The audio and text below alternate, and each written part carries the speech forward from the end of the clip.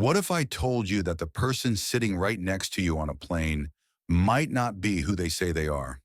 Welcome back to Eerie Hour, where we bring you the darkest stories most people never hear. Today, we're looking into 10 real airline horror stories that will make you think twice about who's on board with you. From passengers who don't even exist in the official records, to crew members hiding dangerous secrets, to flights that had to land in places you won't even find on a map. Now, these are not made-up tales. They really happen, told by people who survived them. So buckle your seatbelt, hit that subscribe button, and get ready to take off into your worst nightmares. My name is Isabel, I'm 28, and I work in marketing in Denver. What I'm about to share happened during what was supposed to be a fun weekend trip to Miami, but instead it turned into an experience that still makes me nervous every single time I fly. I had booked my ticket 3 weeks before, and I made sure to request seat 14C, the aisle seat, because I hate feeling trapped. I'm the type of traveler who always gets to the airport early, checks in the second online check-in opens, and keeps backup copies of my boarding pass saved on my phone in more than one place. I like to stay prepared, maybe too prepared, which is why what happened next shook me so badly. When I boarded the plane that Friday night, I counted the rows as I walked down the narrow aisle until I reached row 14. But when I got there, someone was already sitting in my seat. He was a man in his early 50s, wearing a wrinkled navy suit like he'd been traveling nonstop for days. His hair was greasy and slicked back, and when he looked up at me, his smile made my skin crawl instantly. It wasn't friendly. It wasn't embarrassed. He smiled like he had been waiting for me. "You must be Isabel," he said, before I even had the chance to open my mouth or show him my pass. His voice was calm, almost casual, but there was something underneath it that set off every alarm in my head. I froze in the aisle as passengers shuffled around me, irritated that I was blocking the way. I asked him how he knew my name. He pointed at my luggage tag, claiming he read it from where he sat. But that made no sense. My carry-on bag was already in the overhead bin above row 12, far away from him, and I had put it there myself before reaching row 14. He couldn't have possibly seen it, and I hadn't shown him anything with my name on it. Trying to keep calm, I pulled up my boarding pass on my phone, showing clearly that seat 14C belonged to me. I politely told him he was in my spot. The line behind me grew restless, but the man didn't move. Instead, his smile stretched wider as he reached into his jacket pocket. My heart jumped. I thought he might be pulling out a weapon, but instead he unfolded his own boarding pass. To my shock, it also showed 14 degrees Celsius, same flight, same details, just a different name. I immediately pressed the call button for the flight attendant. My hands shook as a young blonde attendant came over. I explained everything, showing her both boarding passes, and I could see the confusion on her face. The tickets were identical except for the names. As she radioed other staff to check what went wrong, the man leaned closer to me. I caught the heavy scent of his cologne, mixed with something sour, and in a low voice meant only for me, he whispered, "I asked for this seat just to be next to you, Isabel. I've been waiting weeks." The way he said my name made my stomach twist. I had never seen this man before. Not at work, not in my neighborhood, nowhere. He was a total stranger, yet he acted like he knew me. The flight attendant was still trying to figure it out, but I had had enough. I demanded a different seat, telling her I didn't care where it was. She could hear the panic in my voice and quickly agreed. As she walked me toward the front to find another spot, the man's voice carried across the cabin. "See you at baggage claim, Isabel." Every passenger turned to look, and my face burned with fear and shame. I was given a new seat in row 3, close to the front, and sat there the entire 3 hours with my mind racing. How did he know I'd be on this flight? How did he end up with the exact same seat assignment? And worst of all, how did he know me at all? I tried reading, tried watching the screen, but I couldn't focus. I kept looking back at row 14. Sometimes he had a newspaper open, sometimes he stared straight ahead, but every now and then his eyes found mine. And every time they did, he gave me that same creepy smile, like we were sharing some private secret. His words about baggage claim haunted me. I didn't check any luggage, I only had my carry-on. So why did he say that? Did he actually know something about my plans? Or was he just trying to terrify me? Either way, it worked. When we landed and the seatbelt sign went off, I made a choice that might have saved me. I stayed in my seat, pretending to scroll through emails on my phone. Everyone else filed off the plane, one by one, until only the crew remained. I waited longer, forcing myself to look busy until the same flight attendant came over to ask if I was okay. I told her I was finishing urgent work emails, and she let me stay as long as I needed. When I finally walked toward the exit, I glanced at row 14. The man was gone. But on the seat, folded neatly, was a small piece of paper. Against my better judgment, I picked it up. Written in neat handwriting were the words, "Enjoy your stay at the Marriott, room 1247. Sweet dreams, Isabel." I froze. My heart pounded so hard it hurt. I hadn't told anyone where I was staying. I hadn't mentioned my hotel or my room number to anyone, not even during check-in at the airport. Yet this stranger knew. I shoved the paper in my pocket and rushed off the plane, straight to airport security. I told them everything. They filed a report and said they would investigate, but without real proof of a threat, their hands were tied. They did confirm one thing, though. The man had bought his ticket just 2 days earlier and had specifically requested seat 14C. How he knew I would be assigned there, they couldn't explain. I took a taxi to the hotel, but when I arrived, I didn't dare go to room 1247. Instead, I demanded the front desk move me immediately to another room on another floor. They gave me one on the 8th floor. I spent the entire weekend on edge, checking the locks again and again, jumping at every sound in the hallway, and never letting my guard down. I never saw him again, but the fear he left behind never really faded. Even now, I wonder how long he had been following me, how much he knew about my life, and what would have happened if I had gone to baggage claim that night, or worse, if I had stayed in my original hotel room. That folded paper with my room number proved this wasn't a random mistake. It was carefully planned by someone who had been watching me, studying me, waiting, and that thought still keeps me awake at night. My name is Braxton, and I'm a 45-year-old father from Chicago.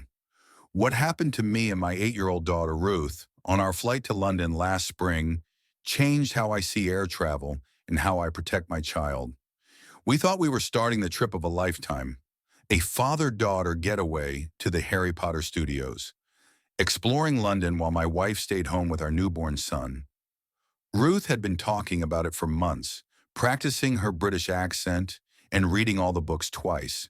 She was so excited she barely slept the night before. As we boarded, everything seemed perfect. Our overnight flight from O'Hare to London Heathrow was about 8 hours, leaving at 9:30 p.m. Ruth had her carry-on packed with coloring books, movies on her tablet, and more snacks than she could finish. Because she has a severe tree nut allergy, I had called the airline beforehand to double-check. They assured me their snacks were safe and that they only serve peanuts, not tree nuts, on international flights. I had her EpiPen in my bag, her inhaler, even a letter from her doctor explaining everything. I felt secure, like we were prepared for anything. We settled into row 23, Ruth in the window seat so she could watch takeoff and maybe see the city lights before drifting off to sleep. The first few hours of the flight went by without a single problem. Ruth ate the dinner served by the airline, watched part of a movie on her tablet, and even struck up a sweet little friendship with an elderly woman sitting across the aisle who was on her way to see her grandchildren in Scotland. I was feeling proud of how calm Ruth was during her very first international flight. Everything seemed smooth and normal. until the flight attendants came down the aisle with the late-night snack service around midnight, Chicago time. Ruth had been dozing lightly on my shoulder when the attendant offered us the complimentary mixed nuts that came with drinks. I was half asleep myself and didn't even think to double-check the ingredients. After all, I had already called the airline ahead of time, and they had promised me their snacks were safe for someone with Ruth's tree nut allergy. So when Ruth perked up at the sound of the packet rustling and asked if she could have some, I didn't hesitate. I opened the little foil package, poured a handful into her palm, and she happily munched on them while sipping apple juice and staring at the dark ocean glittering far below. It wasn't long, maybe 15 minutes, before Ruth began scratching her neck. She told me her throat felt strange. At first, I brushed it off, thinking it was probably the dry cabin air irritating her. But then, as I leaned closer in the dim light, my stomach dropped. Her face was swelling, around her lips, her eyes, her cheeks. My pulse spiked. I realized instantly she was having an allergic reaction, and we were 4 hours into an 8-hour flight, right over the Atlantic, with no option to turn back or make an emergency stop. That was when the turbulence hit.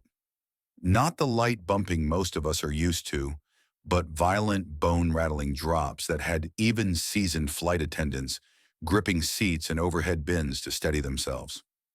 The captain's voice broke over the intercom, telling everyone to get back to their seats and fasten seatbelts. The lights dimmed to an eerie glow, and the cabin filled with gasps and cries as the plane lurched like a toy in a storm. Meanwhile, Ruth's breathing grew more ragged. I could see her neck swelling, her chest struggling for air. I slammed the call button again and again, desperate for help, but none of the attendants could come. They were locked into their jump seats, strapped in tight, just as helpless as I was.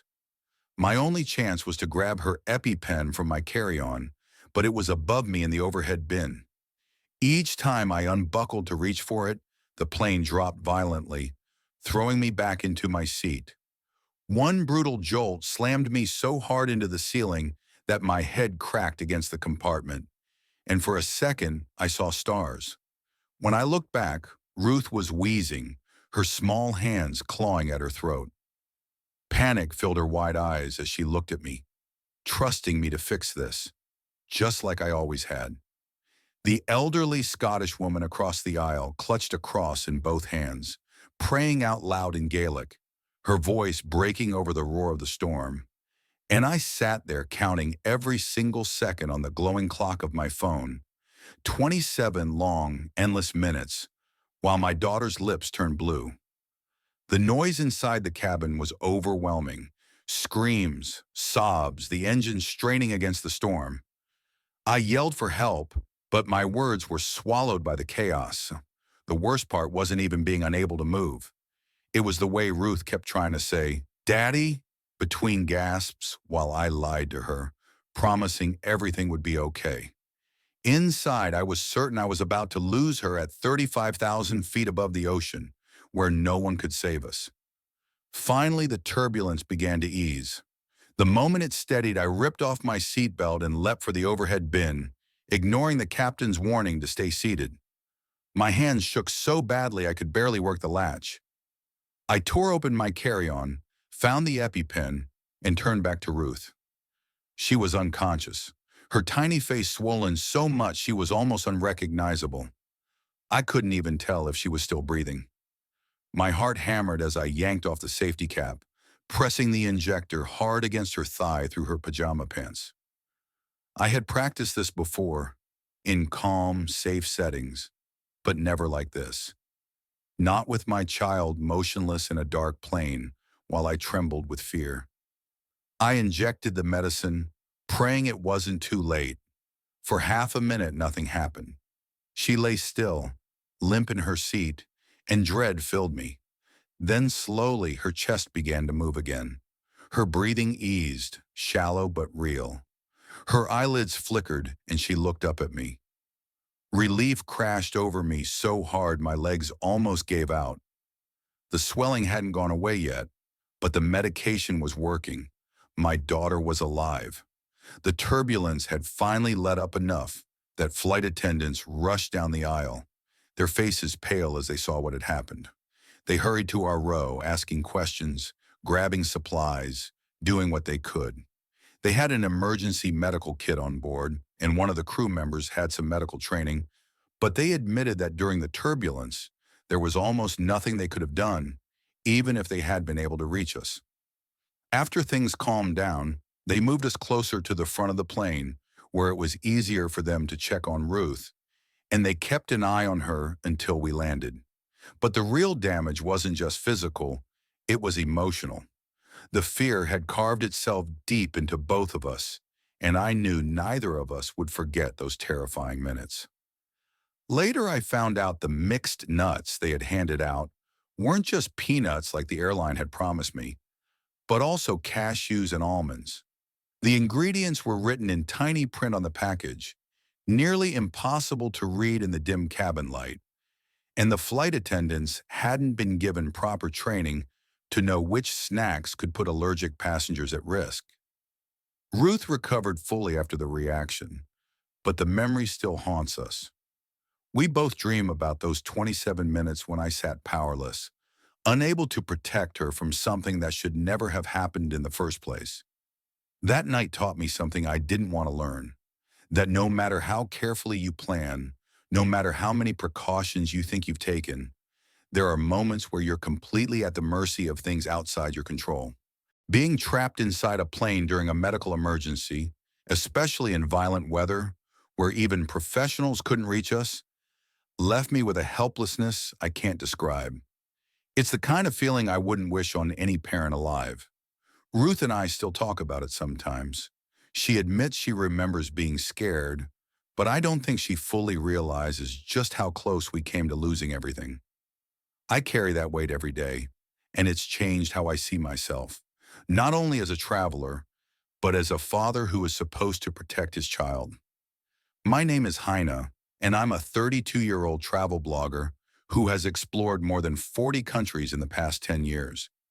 I thought I had lived through every type of travel disaster you could imagine: missed connections, lost luggage, overnight delays, until last October, when I went through something at Istanbul airport that still makes me uneasy.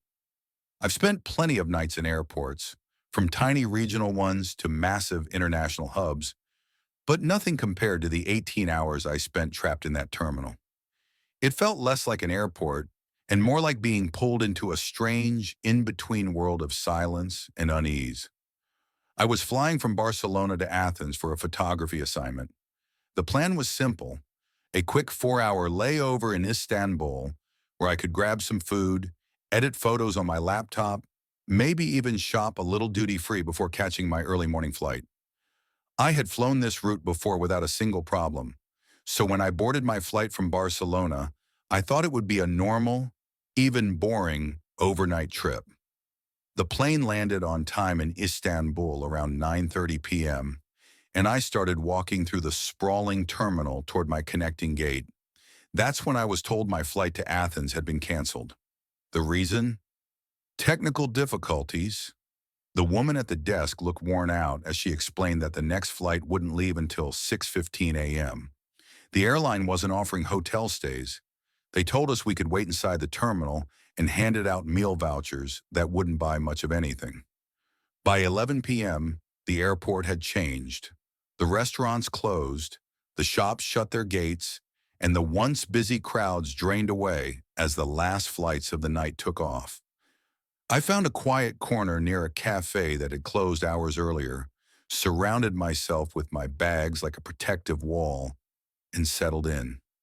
Sleeping in airports is never fun, but I'd done it before.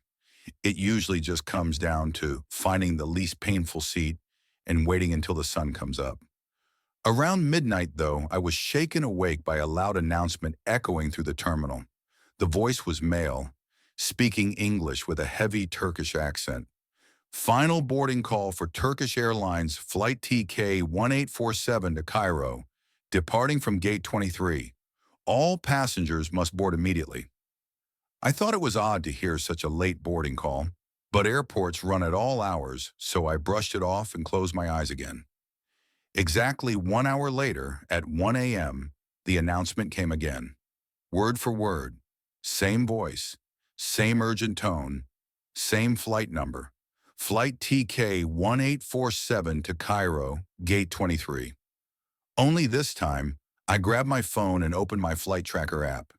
According to the schedule, there were no flights leaving for Cairo at that hour. In fact, there weren't supposed to be any flights from Gate 23 at all. The map showed that Gate 23 was in a far-off wing of the airport. My curiosity started to gnaw at me, and since I couldn't sleep, I decided to check it out. I packed up my things and began walking in the direction of Gate 23. The deeper I went, the quieter the airport became. The moving walkways had been turned off for the night, and my footsteps echoed back at me through long, empty corridors that had been crammed with travelers only a few hours earlier. When I finally reached the area where Gate 23 should have been, I stopped in confusion. That part of the terminal wasn't even open. Entire sections were blocked off with plastic barriers. The seating areas were covered in tarps, the counters wrapped up like they hadn't been used in months. And there wasn't a single person there. No passengers, no staff, no cleaning crews. Even the digital screens above the gates were blank or flashing error codes. The air was colder too, as if the ventilation wasn't working properly. I stood there trying to understand what I was looking at when I heard footsteps echoing behind me. Relieved, I turned quickly, thinking I'd finally run into another stranded passenger or maybe an airport worker. Instead, a single figure was walking toward me. At first glance, it looked like a pilot. Navy jacket, gold stripes on the sleeves. The familiar uniform of someone who belonged here. But the way they walked was wrong. They dragged one leg heavily with every step, their limp making their whole body tilt with effort. My relief turned to unease. My voice echoed as I called out, hoping for an answer. Anything to break the silence. "Excuse me," I said, my words bouncing through the empty hall. I was trying to find information about flight TK 1847, but the figure didn't answer me or even show that it had heard me. It just kept walking in that slow, dragging way until it vanished behind one of the covered counters at the gates. I waited for a while, expecting it to come out again, but it never did. The air around me grew colder and colder until I could see my own breath drifting in little clouds. That should have been impossible. Airports are always climate controlled, and the October weather in Istanbul isn't nearly cold enough for something like that. I pulled my jacket tighter and started heading back toward the main terminal. But as I walked away, the same announcement echoed again. Final boarding call for Turkish Airlines flight TK 1847 to Cairo, departing from Gate 23. This time, I noticed something I hadn't before. The sound wasn't coming from powered speakers. The little indicator lights that show when the speakers are on were completely dark, yet the voice still came through them as clear as ever. I stopped under one and stared up. No power, no lights, and still the announcement carried on as though everything was normal. By 3 a.m., I was beginning to think I was losing my grip. I had heard that same announcement 3 more times, always exactly on the hour, and each time I checked, there was no sign of any such flight on the schedule. Determined to figure it out, I went searching for an information desk or a computer I could use. Eventually, I stumbled upon an empty Turkish Airlines counter in a quiet part of the airport. To my surprise, the computer there was still on and logged into their system. I knew I shouldn't, but curiosity got the better of me, and I searched for TK 1847. What I discovered sent a chill straight through me. Flight TK 1847 had been real once. It was the Istanbul to Cairo route, but it had crashed back in March of 2019, killing all 157 passengers and crew. The flight had departed from Gate 23 at exactly 1 a.m., and according to the accident report, the last boarding announcement had been made at 12:47 a.m., just 13 minutes before the announcements I'd been hearing that night. I stared at the words on the screen, my heart pounding as the details sank in. The plane had suffered massive engine failure right after takeoff and went down into the Mediterranean Sea. Everyone on board had died. The report said the aircraft had maintenance issues that should have kept it grounded, but still it had flown. The captain, Amari, was honored afterward for trying to turn the aircraft back, but it was hopeless. I closed the computer quickly and backed away, my pulse racing. None of this made sense. Was I really hearing echoes of that last night? Some kind of recording trapped in the airport system? But that didn't explain the freezing air, or the pilot with the limp, or why there were no other people around that entire section. I returned to the brighter parts of the main terminal and spent the rest of the night in a small coffee shop that was open all night, staffed by a lone barista who didn't seem aware of anything strange. Even there, every hour, the same announcement came again. Only now it sounded different to me. The voice felt more urgent, almost pleading, as though the souls of that doomed flight were still being called to board, still waiting for a journey they would never finish. When the morning shift came at 6 a.m. and the terminal began filling with travelers and airline workers again, everything seemed to reset. The strange announcements stopped, the air warmed, and Gate 23 came alive with the usual airport activity as though nothing had ever been out of place. I asked one of the Turkish airline staff about TK 1847, and they gave me a confused look before saying that flight number had been retired years ago after the crash. My flight to Athens left without incident, but I've never been able to erase those hours from my mind. It felt like I was sharing that night with the ghosts of people who never made it home. Sometimes I wonder if anyone else stranded in Istanbul has experienced what I did, or if it was meant only for me to see. What I do know is that certain places hold on to tragedy in ways we can't explain, and Istanbul Airport will always remind me that not every travel delay is just an inconvenience. Sometimes they open doors into the past, into disasters that refuse to be forgotten. My name is Chase, and I'm a 52-year-old international finance consultant who has taken more overnight flights than I can count in the last 20 years. I spend my life in airports and airplanes, usually on late-night flights between major cities, and I thought nothing could surprise me anymore. But what happened on Flight 447 from New York JFK to Sao Paulo last November shattered that belief and left me wondering if some experiences can never be explained. I have a habit whenever I fly. I always take an aisle seat around row 12 or 13, and I always count the passengers as they board. It started years ago after reading too much about airline safety statistics. Knowing exactly how many people are around me gives me a strange kind of comfort, and over time I've gotten accurate enough that my count usually matches the official numbers perfectly. That night, as I settled into seat 12A, I began my quiet ritual again. The flight attendants announced there were 186 passengers for the 9-hour journey, which sounded about right. It was a Boeing 777, which holds close to 300, so the plane was a little over half full. As we rolled down the runway and lifted into the air, I counted again, scanning each row as best I could. But my total didn't match. I kept getting 187, not 186. The mistake nagged at me. I told myself it was just me being tired, but the thought stuck in my head. After an hour in the air, while most people were already settling in, I got up to stretch and decided to recount carefully. That's when I noticed her, an elderly woman in seat 15D, who I was certain had not been there when we boarded. She looked to be in her 70s or 80s, her gray hair tied back neatly in a bun.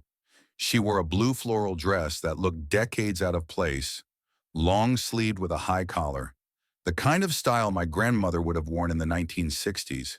Her skin was pale, unnaturally pale, almost see-through, like she hadn't felt the sun in years.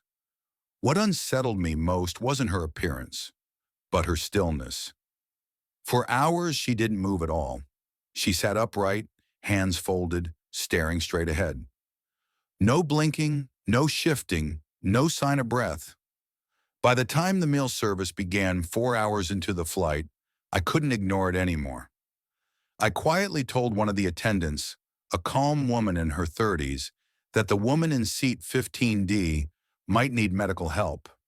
She hasn't moved once, I whispered, and I'm not sure she's even breathing. The attendant frowned, clearly confused. Sir, she said, seat 15D is empty. In fact, that whole row is unoccupied tonight. She showed me the seating chart on her tablet. It was clear. Row 15 was marked completely vacant. Still, I insisted she come with me. We walked back together through the dark cabin, past the hum of the engines and dozing passengers. When we reached row 15, I looked straight at 15D, and the seat was empty. Not just empty, but untouched. The blanket was folded, the pillow perfectly placed, but I could smell her. A faint, old-fashioned perfume mixed with something sour, like flowers left in water too long. The flight attendant didn't notice the scent, but when I mentioned it, she gave me a look of concern, like she wasn't sure what to make of me. I went back to my seat shaken, but certain of what I had seen. For the rest of the flight, I kept glancing at that row. Sometimes, out of the corner of my eye, I thought I saw a movement, a shift, a shadow. But whenever I looked straight at it, the seats were bare. The strange perfume lingered, though no one else seemed to notice. When we finally landed in São Paulo, I stayed in my seat as long as I could, watching to see if anyone would rise from row 15. No one did. As I finally stood and walked past that row one last time, the seats remained empty. The seats were clearly empty, yet the strange smell only grew stronger. And then, just for a second, I could have sworn I saw the shape of someone having just been there. A faint dip in the cushion of 15D, like someone had stood up only moments earlier. 3 weeks after that trip, my curiosity wouldn't leave me alone. I decided to look deeper into Flight 447 and the history of that route. What I uncovered chilled me to the core and proved that what I experienced could not be explained in any normal way. Records showed there had indeed been a Flight 447 between New York and São Paulo back in June of 2009. That plane, an Airbus A330, had crashed into the Atlantic Ocean during a violent storm, killing all 228 passengers and crew. I went through passenger lists from the news reports, and one name caught my attention instantly. Evangeline, a 78-year-old Brazilian grandmother returning home after visiting family in New York. The detail that froze me was her assigned seat on that doomed flight. It was 15D. As I read further, the story became even more unsettling. Obituaries described her as a woman who dressed conservatively and always wore floral dresses when she traveled, believing they were the proper attire for flying.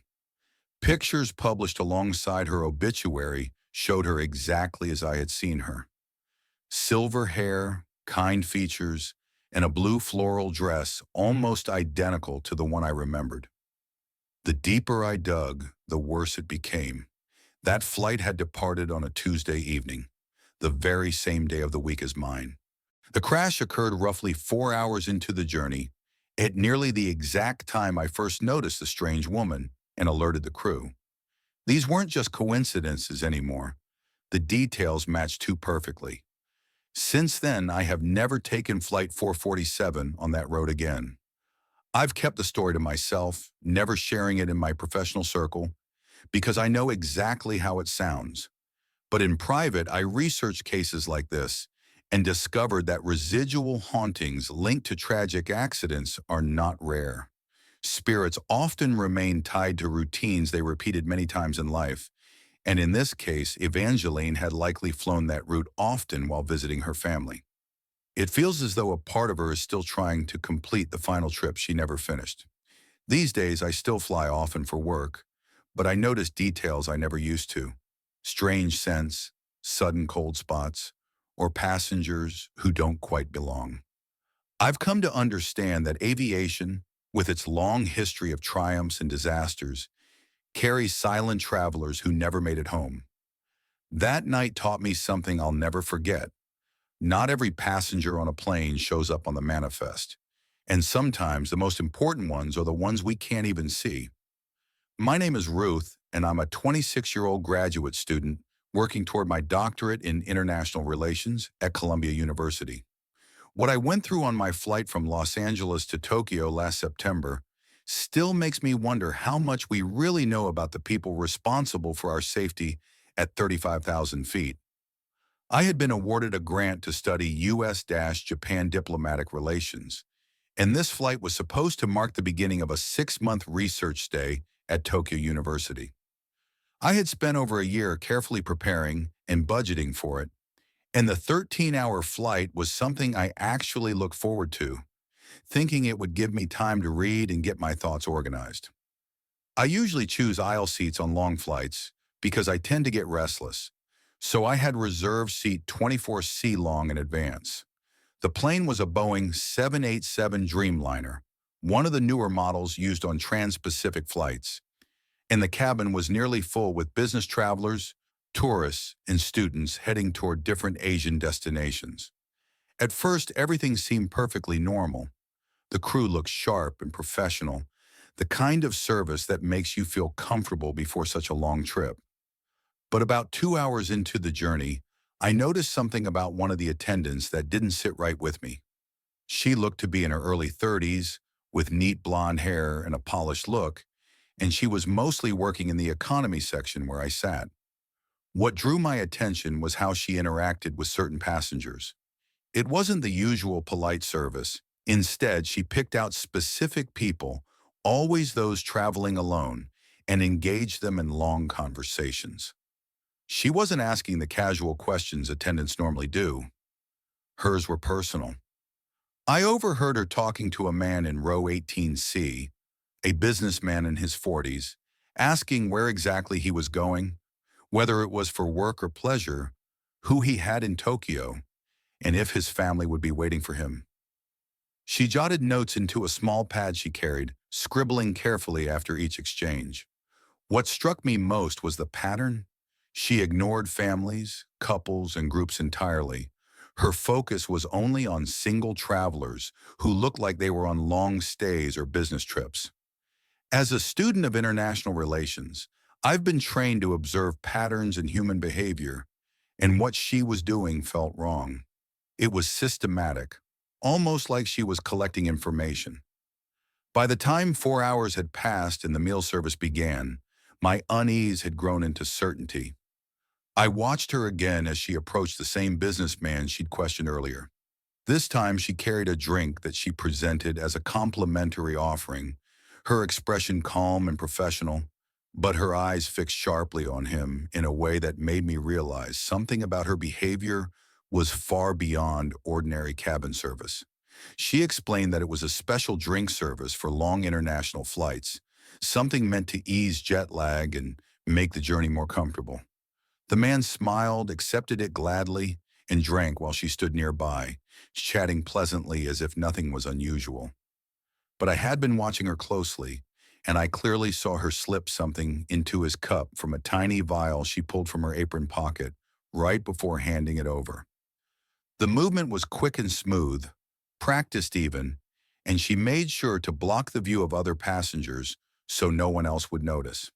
Within 20 minutes, the man was slumped over, unconscious in his seat, his snoring unnaturally heavy, more like drugged sleep than natural rest.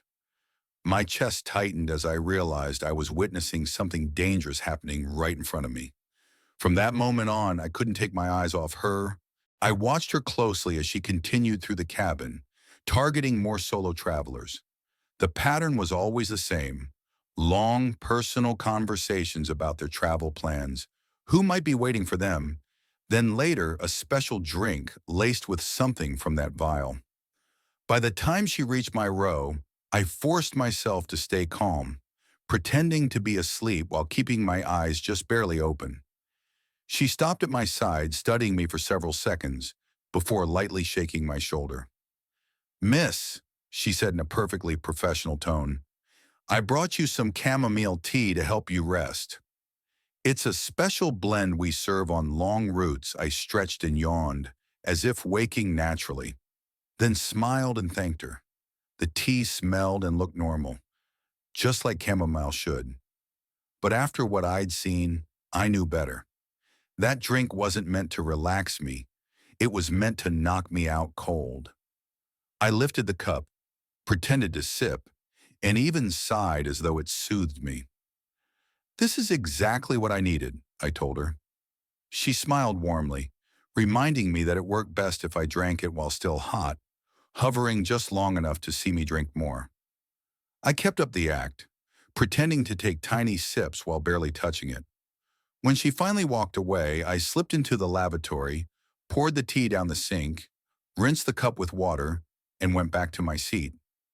Each time she glanced over, I pretended to sip again. Half an hour later, she returned, her eyes narrowing when she saw I was still awake and alert. "How are you feeling?" she asked, her tone polite, but her gaze sharp. "Sometimes the tea takes a little longer, but most passengers find it very relaxing." I faked a yawn and told her I was fine, acting a little drowsy to keep her convinced. She soon came back with another cup, urging me to drink it all if I wanted the full benefit. This time I watched her preparation even more carefully, and without question, she poured a larger amount of whatever she was using into my cup. I repeated my earlier trick, pretending to drink while secretly disposing of it later. For the rest of the 7 hours, I stayed wide awake, watching her every move. By the time we were nearing Tokyo, I had counted 7 solo travelers who had been given those drug drinks. Every one of them ended up in the same unnatural deep sleep, motionless in their seats. But what unsettled me most came as we landed. Before anyone was allowed to deplane, ground staff boarded the aircraft and went straight for those passengers. They carried wheelchairs and acted as though it was standard procedure, telling others that these people were just suffering from severe jet lag. But I noticed the details. Each staff member had paperwork already prepared, and they didn't check seat numbers or lists. They already knew exactly who to take. I left with the regular passengers and immediately went to airport security to report everything. But what followed was a maze of frustrating denials. The airline insisted no employee fit the description I gave. The passenger list showed no record of some of the people I saw being taken off the plane. It was as if the entire operation had been erased before I could even speak. That flight opened my eyes to a terrifying truth: that criminal networks can hide within trusted systems, using uniforms, procedures, and authority as their cover. I spent 6 months in Japan completing my research, but never once did I feel truly safe. A constant fear lingered in me, a thought that I had been marked somehow, that others might be watching. When I returned to the US, I tried again to follow up on my report, but the same response came back. Without hard evidence or airline cooperation, nothing could be investigated. That flight permanently changed the way I look at air travel. The trust we place in cabin crew and airport staff is not always earned, and sometimes those in charge of our safety may be the very ones we should fear. My name is Max, and I'm a 38-year-old software engineer from Portland, Oregon. What happened to me on my flight from Sydney to Vancouver last March completely changed my view of the human mind and the horror of being trapped in a confined space with someone losing touch with reality. I had been in Australia for 3 weeks working on a tech project in Melbourne, and this flight was meant to be the calm end to a successful trip. A direct 15-hour journey, no connections, no hassles. The aircraft was a Boeing 777-300ER, filled with the usual mix of tourists, business travelers, and families. I had chosen 28F, a window seat near the back, so I could watch the ocean below and sleep without being disturbed. At first, everything felt perfectly routine. Dinner was served, lights dimmed, people settled in. But several hours into the flight, my attention was drawn to row 22. A man there, messy brown hair, wrinkled shirt, early 30s at most, began to unravel before my eyes. At first, he just mumbled quietly to himself, which didn't seem unusual, but then his voice grew louder, sharper, his words stranger. "She's not really asleep," he kept saying, staring at a woman across the aisle in 22E, who was clearly in deep sleep with a mask and headphones on. "Her eyes are moving under that mask. She's pretending so she can record me." His tone was urgent, almost accusing, while the woman remained perfectly still, probably under sleep medication. He convinced himself she was spying, even pointing at her now and then, trying to get others to notice what only he seemed to believe. Most passengers ignored him, but I couldn't look away. Soon his paranoia spread to others. He pointed at a businessman in 19C, insisting the man was secretly taking pictures of him, though he was just working on his laptop. Every screen, every phone, every movement became part of some grand plot in his unraveling mind. By the 8th hour, the situation exploded. He stood suddenly, shouting loud enough for the whole cabin to hear. "I know what this is," he declared, his face twisted with fear and certainty. "This isn't a real flight to Vancouver. None of you are passengers. You're all agents, and this plane is part of a setup." A flight attendant hurried over, speaking in that calm, trained voice meant to diffuse panic, offering him water, asking if she could help. But instead of calming, his fear grew darker. He backed away, pointing at her with trembling hands. "You're the worst one," he hissed, voice rising into a shout. "You're the one running this whole operation." "I can see the earpiece you're hiding," he shouted, convinced that the flight attendant was secretly receiving instructions from whoever was controlling this entire setup. But the truth was she wasn't wearing anything at all, just a simple name tag and the usual jewelry that all crew members wore.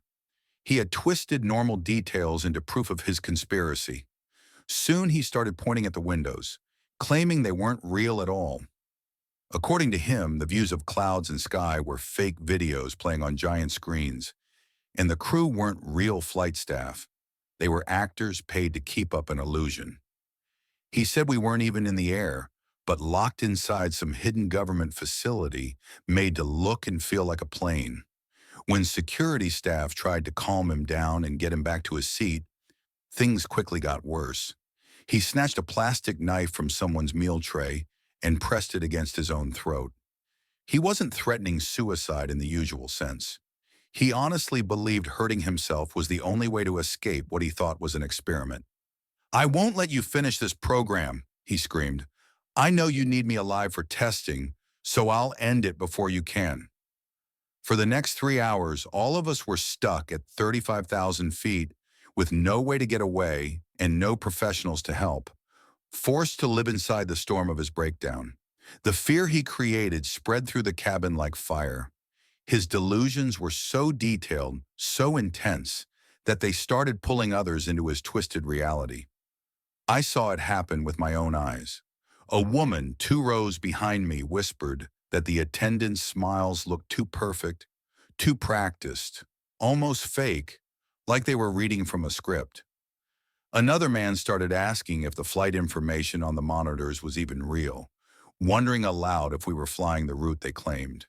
It was chilling to watch paranoia spreading like a virus, infecting the minds of people who, only hours before, had been perfectly rational. The scariest part wasn't only his collapse, it was realizing how fragile all of us were in that sealed space. There was no safe way to remove him, no hospital, no doctor, no escape at all. Just us, the crew, and his spiraling madness. The attendants and the air marshals tried everything they could, speaking softly, staying calm, moving carefully, but nothing worked for long. He was trapped in his own world, convinced everyone around him was part of a plot, and any small action made him flare up again. By the time we finally touched down in Vancouver, exhaustion hung heavy in the cabin. It took 6 security officers to hold him down and carry him off the plane, still thrashing, still screaming that we were actors in his nightmare. Later, I learned he had been admitted straight to a hospital, Doctors said it was a severe psychotic episode, most likely set off by lack of sleep, high stress, and the disorienting fog that comes with long-distance flights. But for the rest of us, the damage was already carved deep. 3 long hours of terror, stuck in a sealed metal tube with no way out, had changed the way many of us looked at flying. I couldn't stop thinking about how easily one mind collapsing could bend the reality of so many others. That day taught me something I'll never forget, that a mental health crisis doesn't stay locked inside the person suffering it. In a confined space like a plane, it bleeds into everyone, shaping how they see, think, and feel. When you're thousands of feet above the ground with nowhere to run, someone else's delusions can start to feel uncomfortably real, even if only for a moment. I still board planes often for work, but I don't see them the same way anymore.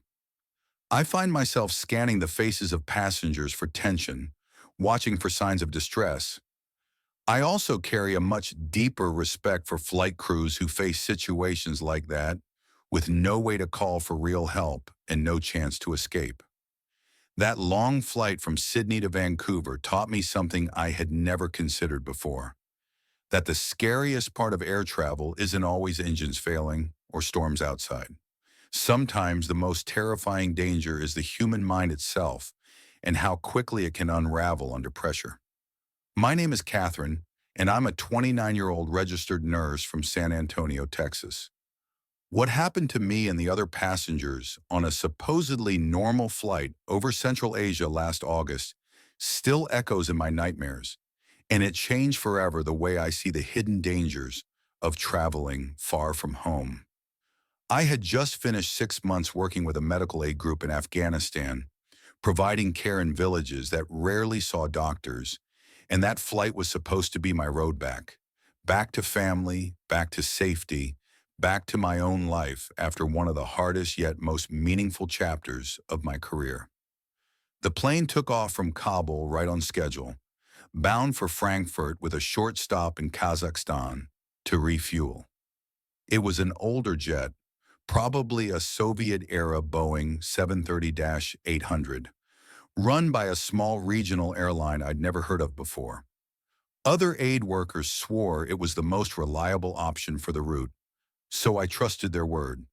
There were maybe 80 of us on board, aid workers like me, business travelers, and local families. For the first hour or so, everything felt ordinary, but none of us knew what we were about to face, and the flight was supposed to last around 6 hours with a quick stop for refueling.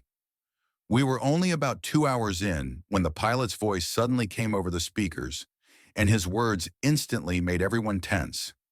In his heavy accent, he explained that one of the navigation systems wasn't working properly and that, as a safety measure, we'd need to land at the nearest possible airstrip. I looked out the window and saw nothing but endless stretches of desert, broken up by harsh mountains, and not a single sign of life anywhere. The landing itself felt nothing like anything I had ever been through, even after years of flying for both work and personal trips. The plane slammed down onto what looked like an abandoned runway, the cracked concrete reminding me of something left over from the Soviet era. From my seat, I could see weeds sprouting through the broken pavement and structures in ruins. The impact was so rough that the oxygen mask dropped, passengers screamed, and I heard luggage banging hard inside the overhead bins as the plane bounced and scraped its way to a violent stop. As soon as the aircraft settled, my instincts as a nurse kicked in. I moved quickly to check if anyone had been badly injured. To my relief, most people were fine, just shaken and scared, with a few cuts and bruises from falling bags. But as I turned to glance outside, that relief faded fast. Out of the corner of my eye, I noticed movement. From those half-hidden structures that blended into the landscape, men were emerging, walking directly toward our plane. They weren't soldiers in any official sense. No uniforms, no insignias, just regular clothing. But every single one of them carried weapons, and not small ones either. I counted at least a dozen, all holding automatic rifles, moving with a practiced confidence that suggested they had done this many times before. That thought chilled me more than the rough landing ever could. The tallest of them, a man with a heavy beard and a military-style jacket, boarded our plane through the main entrance while his companions fanned out around the aircraft, keeping it surrounded. The captain's voice returned on the intercom, trying to sound calm but cracking slightly under the strain. He told us we would need to remain seated while they assessed the technical situation and decided what to do next. But it was obvious to everyone on board that this had nothing to do with navigation failures anymore. This was something else entirely, something darker. The bearded man began walking the aisles, his sharp eyes darting over each row, asking for passports and what he called travel money. His English was broken and mixed with Russian and maybe Arabic, but his tone left no doubt about his authority. He flipped through documents with care, asking questions about where people were from, where they were headed, and what kind of work they did. When he reached my seat, I handed over my passport with trembling hands. He lingered on my stamps, pointing at the entries from Afghanistan. "You are medical?" he asked, his gaze narrowing. "You fix people?" His questions weren't casual at all. He was weighing my usefulness, deciding if my skills gave me value in whatever plan he was carrying out. For the next 4 hours, the cabin turned into a sorting ground. Slowly, a pattern became clear. They were pulling aside anyone who had specialized knowledge: doctors, engineers, people with technical training. Younger travelers who were alone also seemed to draw their attention, as if they were easier targets who might not raise alarms quickly if they went missing. By the end, 3 of us were chosen. Charlie, a German backpacker who'd been sitting just behind me, a quiet Indian man, a software engineer who had been working on telecom systems, and me. The leader claimed we were needed to help fix the plane, but it was clear to all of us that this excuse was just for show. Armed men escorted us off the aircraft and into one of the concrete buildings. Inside, the truth was revealed. This wasn't just some rundown shelter. It was a holding site, grim and functional. I saw about a dozen others already there, their faces hollow, their eyes empty from waiting too long. They whispered that they'd been stuck here for weeks, some even months, plucked from flights that had made emergency stops in the same remote zone.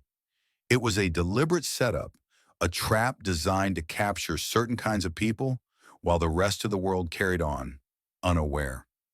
As soon as they learned I was a nurse, they put me to work. I tended to injuries, treated fevers, and even cared for some of the armed men themselves. My skills kept me alive, but also chained me to their purpose. The place wasn't just a holding facility. It was part of something larger, a base, a hub of activity I didn't want to think too much about. I had no idea how long I'd be kept there, only that my usefulness meant they weren't ready to let me go. 3 days later, a powerful monsoon storm swept across the desert. Rain pounded so hard it blurred everything into a sheet of gray, and lightning cut across the sky. The compound lost power completely, plunging everything into chaos. I had been studying the grounds, searching for weaknesses, and I knew there was one section of fence already weakened by rust. When the storm took down their lights, I saw my chance. Heart pounding, I slipped out into the rain, clawed through the broken barrier, and ran. For 2 days, I hid in the wild, clinging to survival.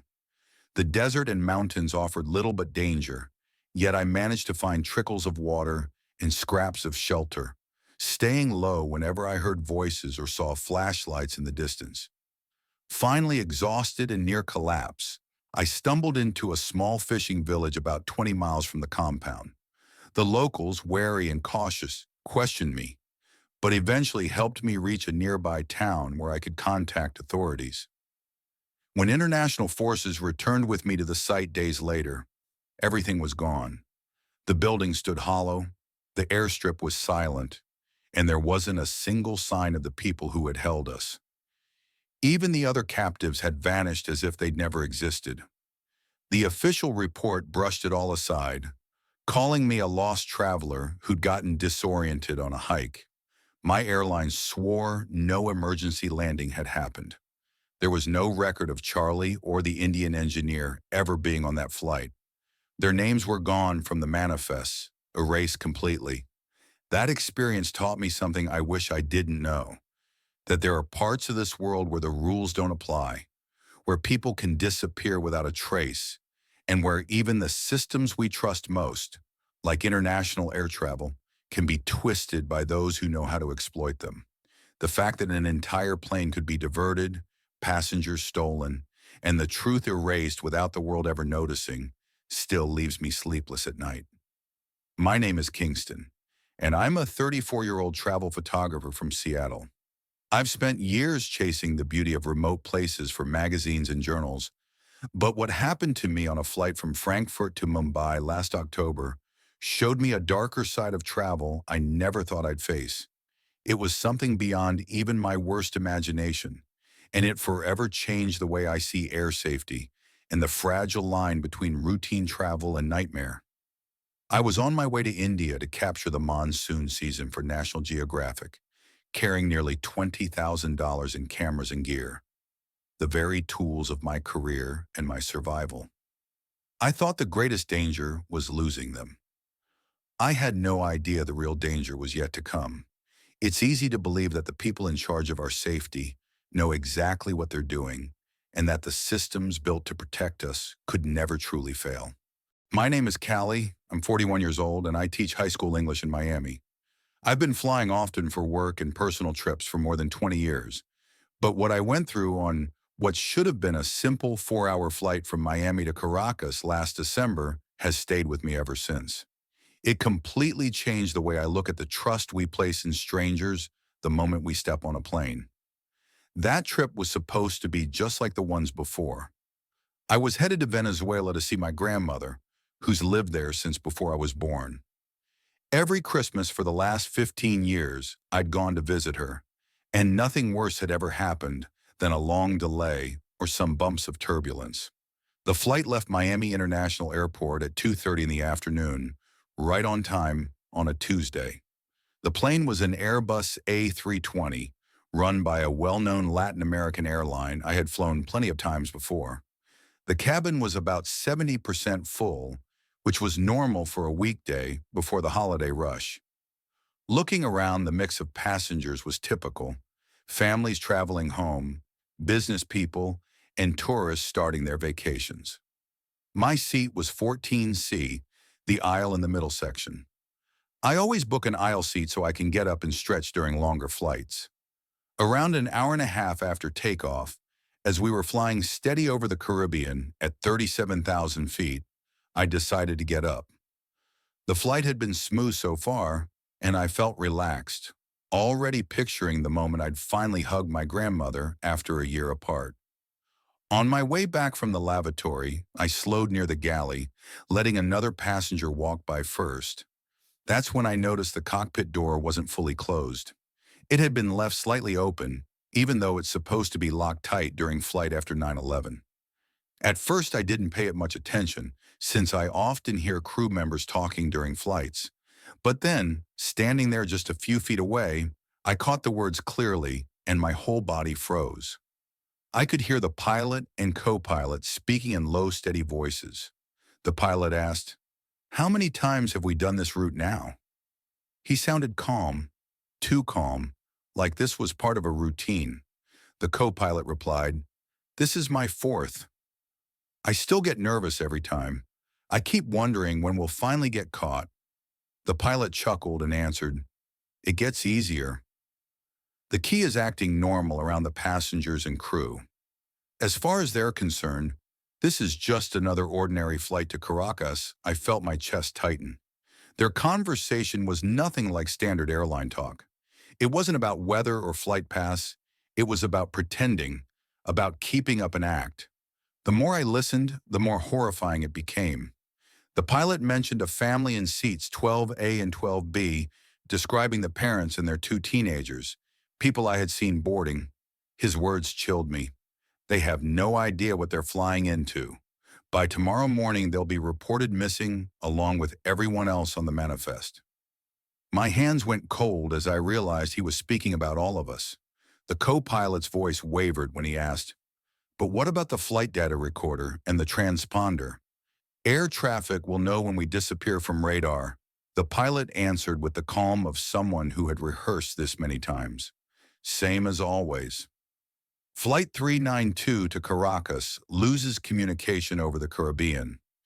We'll declare an emergency, say we're having navigation problems, and then we go dark. The search will find debris scattered across the sea, but no survivors, no bodies to identify." His voice carried a chilling certainty, as though he had done this before. The co-pilot pressed him with questions about fuel and timing, but my mind was spinning too fast to catch every detail. All I knew was that I was listening to a plan to erase us, to make our flight vanish, convincing the world we had crashed into the ocean while secretly taking us somewhere else entirely. The next thing I heard confirmed it. "The private airstrip is already programmed into the system," the pilot said. "Once we land, our employers will take over. The passengers will be sorted according to their value, and the aircraft will be disposed of. By the time the Coast Guard gives up the search, we'll be halfway across the world with new identities." His words made my stomach twist. This wasn't terrorism in the way most people imagine. It was something far colder, a business. They weren't hijacking us for politics, but for money, for organized trafficking. The way they spoke about people as value made it clear. This was a system, and we were the product. My knees felt weak, but I forced myself to keep walking back to my seat as though nothing had happened. Inside, I was shaking, my mind racing through options. I couldn't turn to the flight attendants. They might have been involved. I couldn't call for help. We were flying over international waters with no cell signal. I sat back down in 14C, heart pounding so loud it drowned out the hum of the engines. I smiled faintly when the woman next to me glanced over, pretending everything was fine, while inside I was drowning in dread. I had uncovered something I wasn't meant to hear, and now every second of that flight felt like it could be my last. I was trapped at 37,000 feet with what felt like two criminals in control of our aircraft and the lives of every single person on board. Desperate, I leaned over and quietly tried to wake the man sitting next to me, an older businessman who had been asleep since takeoff. I whispered to him that I had overheard something very disturbing from the cockpit, but when I tried to explain what I had heard, he just stared at me with an expression that made me feel small and ridiculous, as if I had lost my mind mid-flight. "Miss, that's impossible," he said in a calm but condescending tone. "Airline pilots don't hijack their own planes. You must have misheard or dreamed something." I felt my stomach sink. I tried quietly approaching a few other passengers, but I got the same reaction. Nobody wanted to even consider that the people trusted to safely fly us to our destination might actually be planning to make us vanish instead. The idea was so far outside anything normal that even when I repeated the exact words I had heard, people dismissed me as confused, anxious, or suffering from travel stress. For the final 2 hours of the flight, I sat stiff in my seat, consumed by terror. My eyes never left the cockpit door. My ears strained for any hint of an announcement, expecting at any moment to hear the pilot's voice declaring an emergency or claiming we had navigation problems. I was certain that would be the excuse for cutting communication and going dark. Every time the plane shifted with turbulence or the engines changed their pitch, my heart stopped, convinced that this was the beginning of their plan. When the wheels finally touched down at Caracas Airport and the deplaning process began as if nothing had been wrong, I almost couldn't believe it. For the first time, I questioned myself. Had I misunderstood? Could it have been some strange training scenario, or maybe even a discussion about simulations? The mixture of relief at being alive and the disbelief of everyone around me made me wonder if I had imagined the entire thing. Was it possible that I had suffered some kind of auditory hallucination from exhaustion and stress? But my doubts began to crumble when I started researching past flights. That's when I found something that froze me to the core. There had been another flight with the exact same number, 392, on the same Miami to Caracas route that had vanished only 3 months before. No survivors, no wreckage, and no real explanation. The official report said the plane had suffered catastrophic mechanical failure and gone down over the Caribbean. But despite weeks of search efforts, no debris was ever recovered. It was as if the aircraft and everyone on it had been erased.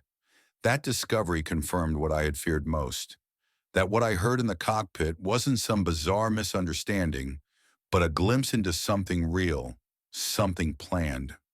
When I tried to report what I had overheard to airport security in Caracas and later to the FBI in Miami, I was told that without physical proof or witnesses, there was nothing they could investigate. The pilots I described never showed up on records for later flights. The airline insisted nothing unusual had ever happened with crew assignments for Flight 392. My story went nowhere. I stayed with my grandmother as planned, but I couldn't relax for a second. My mind kept circling back to the family in seats 12A and 12B, the couple with their teenage children, and to the chilling possibility that other flights really had ended the way I overheard being discussed. Sometimes I lie awake and wonder, did my presence near that door, did my listening and awareness somehow disrupt whatever they had planned that day? Did I unknowingly prevent the fate of everyone on that flight just by being awake at the right moment? Or am I losing my grip on reality, spinning an elaborate theory from ordinary words? My name is Judah, and I'm a 27-year-old backpacker who had been wandering through Southeast Asia for 3 months when I crossed paths with what I thought was a group of fellow travelers in Bangkok. Looking back now, I see everything differently. That meeting wasn't random at all. It was carefully arranged, from the casual way we bumped into each other at a lively hostel to the charming stories they told about secret destinations and authentic cultural experiences.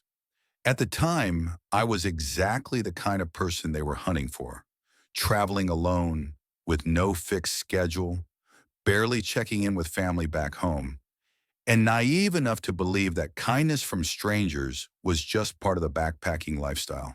I had been staying at a busy hostel in the Khao San Road area, a hub where travelers from all over the world came together to swap stories and plan adventures. That's where I met Rosalie, a woman in her early 30s who introduced herself as German.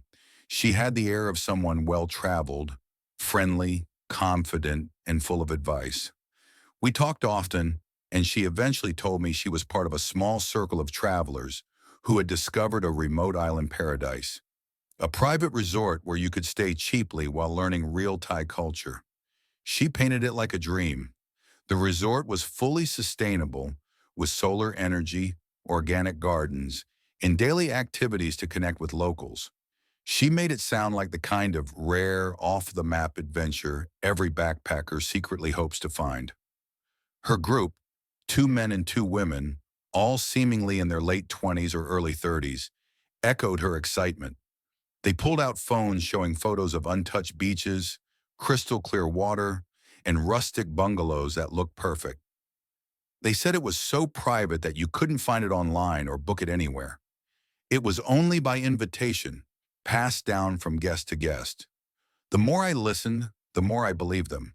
They knew every detail about Southeast Asia, visas, transport, traditions, like they had lived it. So when Rosalie invited me to join them on their next trip, I thought I'd stumbled into a rare stroke of luck. The trip started with a small charter plane from Bangkok, maybe 12 seats total. Rosalie explained it was the only way to reach the island since it wasn't served by commercial airlines. Aside from our group, there were only 3 other passengers, and I quickly noticed something odd. Everyone else seemed to know each other, everyone but me. During the 2-hour flight, they asked me endless questions, not just casual ones, but specific ones. Where exactly was I headed next? How often did I call home? Who knew where I was right now? At first, I brushed it off as traveler curiosity. Backpackers share their lives easily. But after a while, it felt off, like an interview. When I casually mentioned posting on social media about my upcoming island trip, Rosalie's face shifted. She smiled, but it didn't reach her eyes. "Oh, but you know the resort is completely private," she said softly. "They have a strict no phone, no internet rule. It's all about digital detox, which makes it so authentic. You'll hand over your phone and devices when we arrive." She spoke like it was a gift, not a warning, but something about her tone twisted my gut. When we landed on a tiny strip carved out of jungle, my unease turned into dread. There was no resort, just a cluster of concrete buildings that looked more military than welcoming. The moment I stepped off, someone grabbed my bag. Passport, phone, everything. "Resort policy," Rosalie explained, but her friendly German accent was gone. Her face was cold now. The so-called resort was really a compound, walled and topped with razor wire. My room was a bare concrete cell with a metal cot and a bucket. The other guests I saw were young travelers like me, all with the same hollow, terrified look. They came from different countries, Germany, Australia, Canada, the Netherlands, but their stories were the same, lured in by charming strangers, promising culture and paradise. Over the next 3 days, the horrifying truth became clear. This wasn't a resort at all. It was a human trafficking hub. They targeted solo backpackers, people who could vanish without notice. Passports and phones were taken, families were left in the dark, and escape seemed impossible. The other captives told me about people taken away, never to return. Some were forced into labor, others into fates too dark for me to imagine. Everything was calculated, age, health, nationality, all measured like a marketplace. My only chance came during a violent monsoon storm. Power went out, guards scrambled, and for once their focus wasn't on us. I had memorized the compound layout, searching for weak points.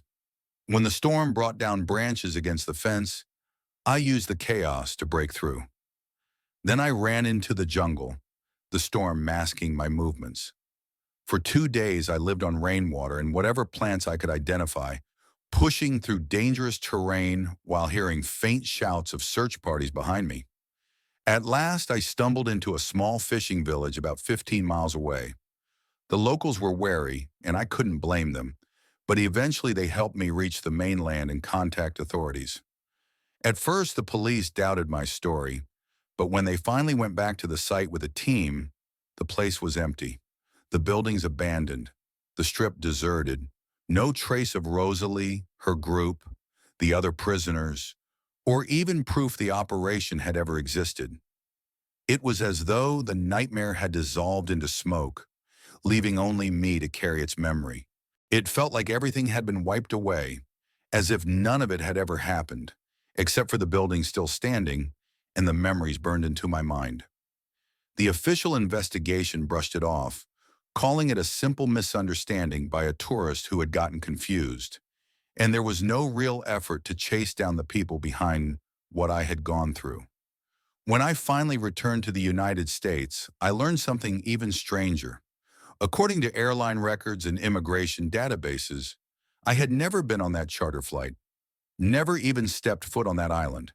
My passport had no stamps, no proof of that trip, and the photos of the so-called resort that I thought I had seen on my phone were gone, deleted sometime during the 3 days I was trapped.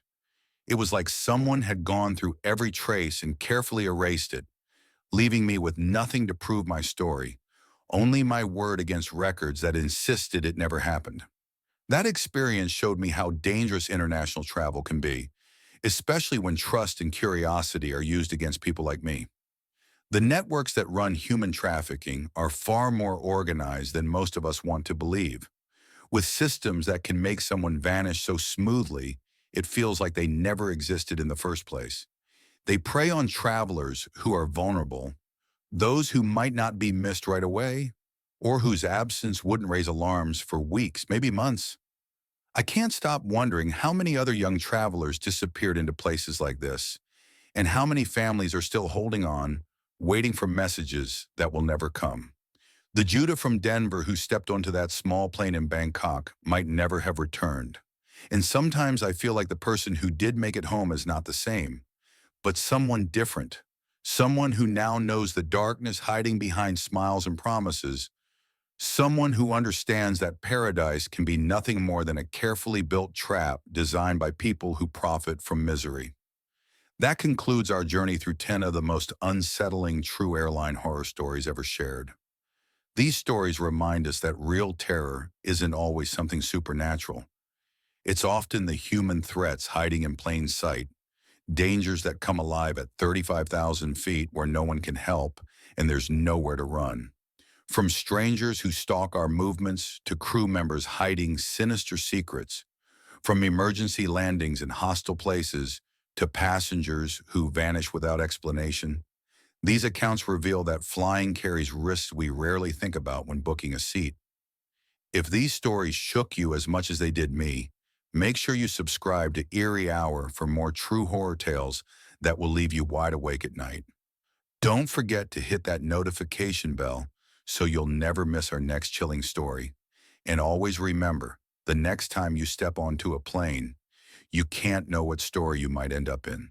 Until then, fly safe in sweet dreams.